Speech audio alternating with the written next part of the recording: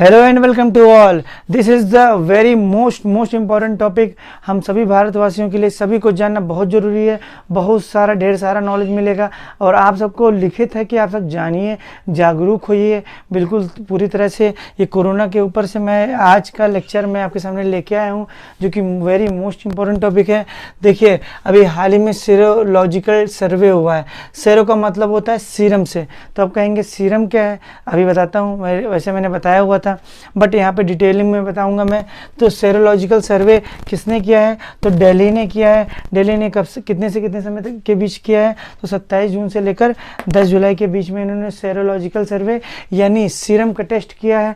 और सीरम का टेस्ट कौन सा टेस्ट कहलाता है? तो एंटीबॉडी का पता लगाने के लिए अभी समझाता हूँ पूरी चीज़, पर समझिएगा। पहले प्राइमरी में क्या बताना चाहता हूँ, सबसे ज़्यादा मैंने पढ़ाया था बॉडी में ब्लड पाया था। ब्लड में सबसे ज़्यादा पाया जाने वाला भाग क्या है? प्लाज्मा। तो सबसे ज़्यादा क्या पाया है? प्लाज्मा पाया है। अगर प्लाज्मा में हमने माइनस कर लिया प्रोटीन का मतलब in the sense of coagulator factor या कोगुलेटिंग फैक्टर या क्लॉटिंग फैक्टर। क्लॉटिंग मतलब खून को जमाने वाला फैक्टर, यानी खून को जमाने वाला फैक्टर क्या होता है? प्रोटीन। जैसे मैंने बताया था फाइब्रिनोजन और प्रोथ्रोम्बिन, ये क्लॉटिंग फैक्टर या कोगुलेटिंग फैक्टर यानी रक्त को जमाने वाला ये फैक्टर यानी घटक होता है, जो ब्लड को जब जैसे चोट खाए तो ब्लीडिंग होती है, तो एक समय बाद जम जाता है, पपड़ी जम जाता है और ब्लड का बहना बंद हो जाता है। तो ये जमाता कौन है? कोगुलेट। या क्लॉट कौन करता है? क्लॉट मतलब थक्का कौन बनाता है? तो प्रोटीन।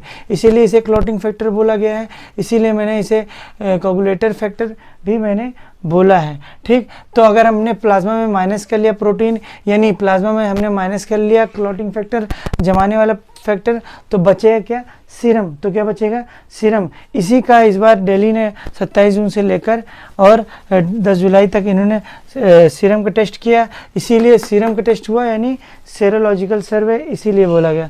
इतना उम्मीद करता हूँ समझ में आया होगा। आप छोटी कक्षा में आपने पढ़ा होगा 9th-10th में, ये आरबीसी का मैंने ट्यूब में मैंने दिखाया, ब्लड का मैंने ये पिक्चर दिखाया है, जिसमें नीचे रेड वाला जो पोर्शन है जो ये आरबीसी है, उससे ऊपर जो ब्लू का पोर्शन मैंने दिखाया है वो डब्ल्यूबीसी और प्लेटलेट्स है, और जो ग्रीन का मैंने दिखाया है वो प्लाज्मा है। तो प्लाज्मा समझ गए, प्लाज्मा सबसे ज़्यादा पाया जाने वाला ब्लड का पार्ट होता है। तो आपको बताना है कि डब्ल्यूबीसी खोज किसने की, आरबीसी खोज किसने की, डब्ल्यूबीसी की खोज किसने की और प्लेटलेट्स की खोज किसने की, और आरबीसी और डब्ल्यूबीसी का फुल फॉर्म आपको बताना है। तो सबसे ज़्यादा ब्लड में क्या पाता है? प्लाज्मा पाता है। वैसे ब्लड का अगर प्राकृतिक रंग पूछा जाएगा, what is the natural colour of blood, तो आप येलो बताएंगे। ब्लड का प्राकृतिक रंग क्या होता है? येलो होता है, ना कि रेड लगाइएगा। बाद में हीमोग्लोबिन में आयरन मिलता है और आयरन रंग कैसे कर देता है? वो लाल बना देता है। वैसे ब्लड का प्राकृतिक रंग पीला होता है, और ये करता कौन है? तो पास से पीला और पास से प्लाज्मा वाटर की जैसे जितना होता है उतना गाढ़ा नहीं होता है, पीला रंग का होता है प्लाज्मा, इसीलिए ब्लड का प्राकृतिक रंग पीला होता है। तो सीरम, इसमें क्या किया जाता है? इसी सीरम का टेस्ट किया जाता है, जो अगर हमने प्लाज्मा में से प्रोटीन यानी क्लॉटिंग फैक्टर निकाल दिया तो बचा सीरम। अब इसी सीरम को क्या किया जाता है? टेस्ट किया जाता है, किसके लिए? एंटीबॉडी के लिए, पता करने के लिए एंटीबॉडी बनी कि नहीं। अब देखिएगा ध्यान से, जैसे अभी तक क्या हो रहा है आप समझ ही रहे होंगे।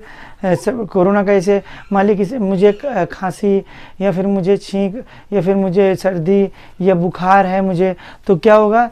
मेरा RT-PCR टेस्ट होगा। समझ रहे हो? कोरोना के लिए RT-PCR reverse transcriptase polymerase chain reaction बोलते हैं, इसका फुल फॉर्म होता है।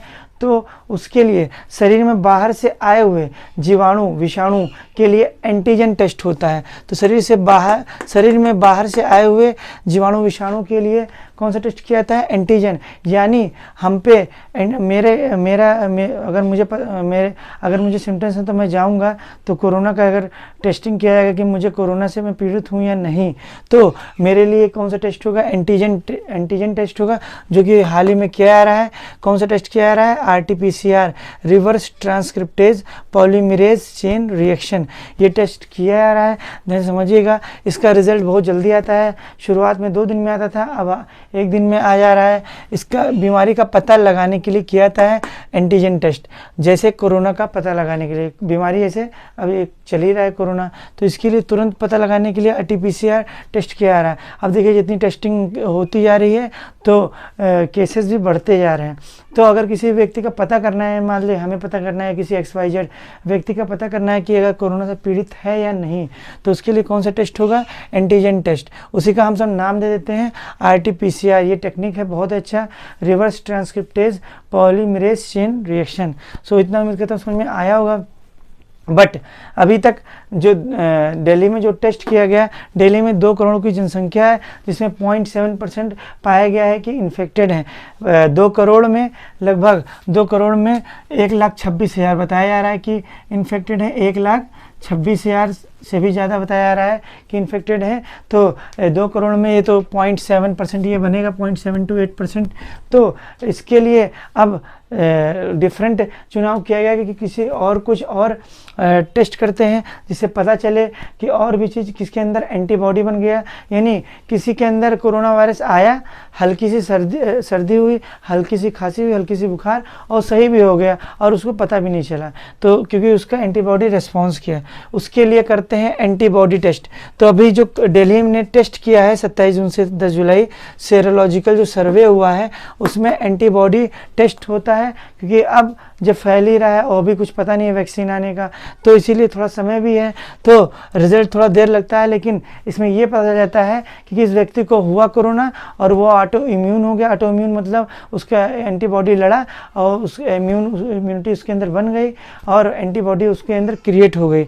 और इसमें किसका टेस्ट किया था एंटीबॉडी में? तो सीरम का ही टेस्ट किया था है। इसीलिए जो सीरम से बना क्या, सेरोलॉजिकल।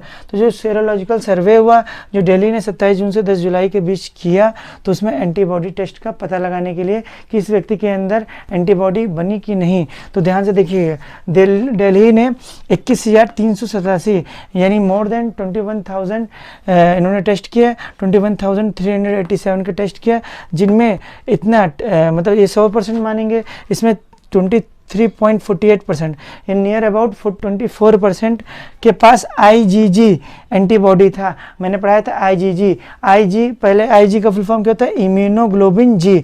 ये क्या होता है? ये अगर किसी मतलब किसी व्यक्ति के अंदर बन गया, और यानी बन गया इसका मतलब वो इन्फेक्टेड हो चुका था पहले। किससे?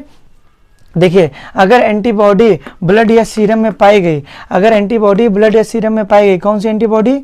एंटीबॉडी ब्लड या सीरम में पाई गई, कौन सी एंटीबॉडी? IgG यानी इम्यूनोग्लोबिन G पाई गई, यानी ये संक्रमित थे, यानी वो व्यक्ति संक्रमित था पहले कोरोना से, यानी किसे? SARS-CoV-2 यानी severe acute respiratory syndrome corona virus 2 से वो संक्रमित था, यानी उसके अंदर एंटीबॉडी बन गई। कौन सी एंटीबॉडी? Immunoglobulin G। और मैंने बताया था इम्यूनोग्लोबिन M भी बनती है, बट इम्यूनोग्लोबिन G अगर पाई जा रही है तुरंत रिस्पॉन्स बंद करती है किसको मारने के लिए? किसी भी बाहर से आए हुए वायरस को मारने के लिए। तो जिनमें 23.48% के पास IgG यानी इम्यूनोग्लोबिन G था एंटीबॉडी, यानी वो इन्फेक्ट हो चुके और वो सही भी हो गए, उनको पता भी नहीं चला। तो इससे होगा क्या? अब इससे पता चल गया कि इस व्यक्ति मतलब मेरे पास मान लीजिए हम रिकवर हो गए, यानी इट मीन्स हमारे अंदर वो एंटीबॉडी है, वो सक्षम है कि वो लड़ सकता है किससे भैया?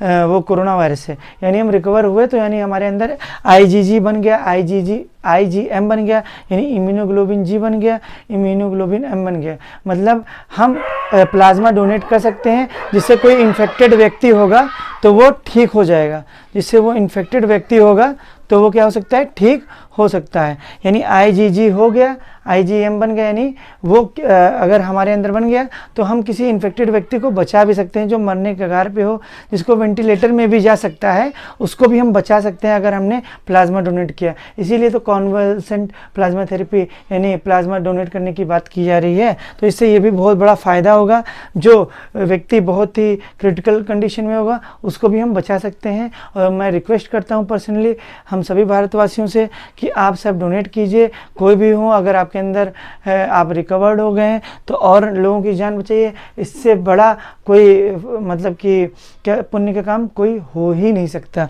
सो इतना उम्मीद करता हूँ समझ में आया होगा। तो this is the end of the video. आपको बहुत ही अच्छा लगा होगा, बहुत ही समझ में आया होगा। So thank you for watching, keep it up and go.